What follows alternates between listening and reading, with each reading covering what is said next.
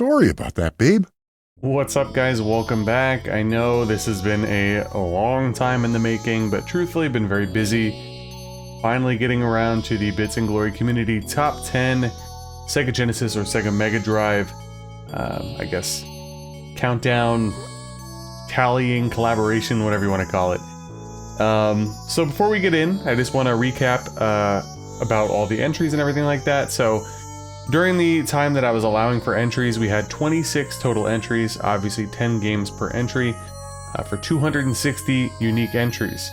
There were, however, 3 games that were deemed invalid entries. There was an entry for Dark Wizard, which is a Sega CD game. That would be a separate video or separate list. And the other one is like kind of a technicality. Phantasy Star 1 isn't really a Sega Mega Drive game. Yes, there was a port in Japan. It could be played on the Mega Drive, and obviously you could also play Phantasy Star 1 on the Genesis or Mega Drive with the power base converter. But as far as the game actually being created and developed for the sole intention of being on the Genesis, no. So I'm not including those 3 entries into the countdown. Sorry. Alright, to kick things off, I wanted to get started with the games that had the most overall appearances in the lists. The number 1, I guess tied for number 1, so it could be looked at as 1 or 2. Games that appeared the most in the list were Phantasy Star 4 and Shining Force 2. Both had 14 total appearances. The next game, or I guess the second or third game, depending on how you look at it, gets a little confusing. There's actually a lot of games that have the same exact amount of entries, which is pretty interesting. Would be Shining Force with 13 entries. The next game after that would be Sonic the Hedgehog 2 with 11, followed up by another tie for 8 entries, Castlevania Bloodlines and Streets of Rage 2. And then we have 3 games tied with 7 entries apiece, Shining in the Darkness, Phantasy Star 2, and Phantasy Star 3. And then lastly, I'll cut it off here, we had 5 games with 5 entries each.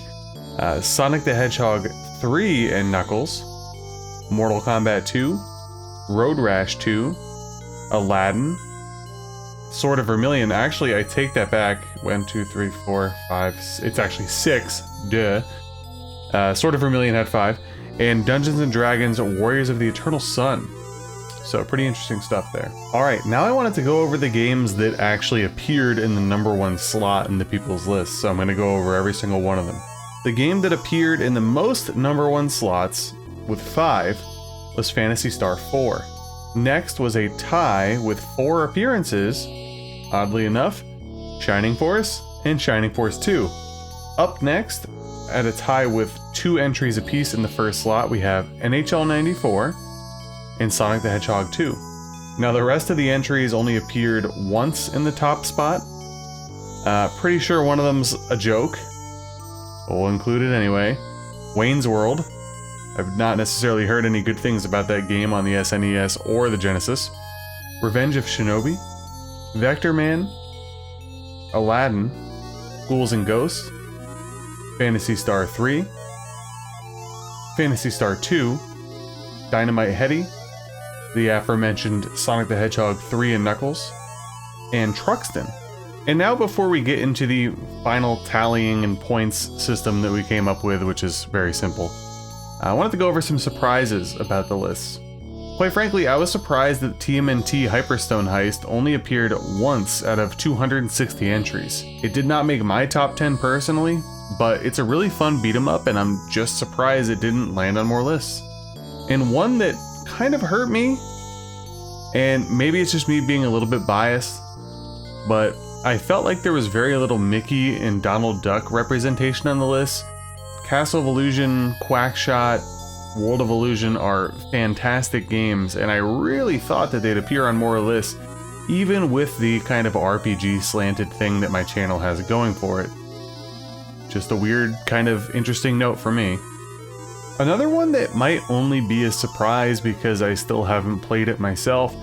Over the years, I've heard how great Phantasy Star 4 is, and it's clearly making waves on these lists as well. I was actually just a little bit surprised that Shining Force 1 and 2 were not ahead of Phantasy Star 4. Especially given the fact that my channel has a really big Shining Force fanbase, I just kind of thought that they would have outclassed Phantasy Star 4, so to speak. Granted, Shining Force 2 and Phantasy Star 4 were tied for the most overall appearances, and Shining Force 1 was just one behind. But it was still an interesting note and a bit of a surprise to me. Alright, so now let's get into the final tallying the point system. Pretty simple, same point system that we used in the last video for the Super Nintendo countdown.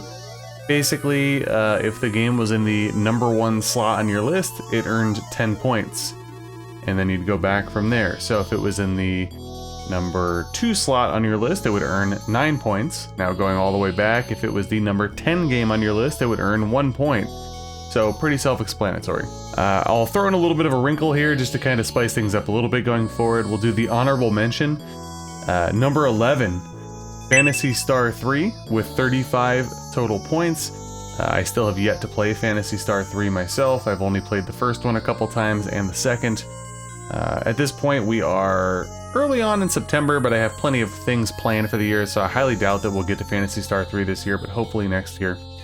Looking forward to it, despite it kind of being the black sheep, if you will, of the series. Alright, but now getting into the main countdown here. Number 10, we have Sonic the Hedgehog 3 that chipped in with 36 points. So I actually, it's not that I don't like Sonic the Hedgehog 3. Great game, obviously. Earned quite a bit of points. But I actually prefer the first two. I have more of like a nostalgic cling to them, if you will, but it is hard to deny the fact that Sonic the Hedgehog 3 is so much more technically advanced than the first two. Soundtrack's amazing. It's a great game. It really is, so I'm not surprised to see it on the list. At number 9, we have Castlevania Bloodlines chiming in with 37 points. So I'm a big old school Castlevania fan, but I gotta admit something. I've never really played Bloodlines. I know. I've of course played it here and there, but it's more of like a messing around, testing cartridges and stuff over the years. Never actually like truly sat down to try to play it and beat it. Obviously it looks amazing. I know all about it. Soundtrack's great. One of these days we'll get to it. Number 8 is Mortal Kombat 2 with 40 points. This is another one that's not necessarily surprising. Mortal Kombat in general, other than the base controller, right, was better on the Genesis than it was on Super Nintendo. Just kind of was. Especially the first one. But yeah, Mortal Kombat 2, legendary game. I was a big Street Fighter and Mortal Kombat kid growing up, but Mortal Kombat 2 was like, that one really stuck with me, so I'm certainly not surprised to see it on the list. In some ways it might be a little surprising, again mostly because of the RPG slant of my channel, but still pretty cool to see that there. Number 7, we have Shining in the Darkness with 42 points. I am actually surprised to see this on the list. So again, I know that I have an RPG slanted channel, and I know that I have a huge Shining fan base. I just didn't expect it to amass 42 points. I just kind of thought that it would probably be outside of the top 10 if we were being honest with each other. But hey, I like the game. It established the Shining feel. It's the first game in the Shining series. I totally understand it. I do like it. It would not necessarily be in my top 10, but more power to you. At number 6, we have Phantasy Star 2 with 46 points. I played through Phantasy Star 2 for the first time last year. Definitely had a lot of charm. I had a good time playing it. I will say it's a little rough around the edges, but at the same time, I'm not necessarily surprised to see it amass so many points and be in the top 10. Coming in at number 5, we have Streets of Rage 2 with 48 points. Again, not really a surprise. The Streets of Rage series is pretty popular for the Sega Genesis and Mega Drive.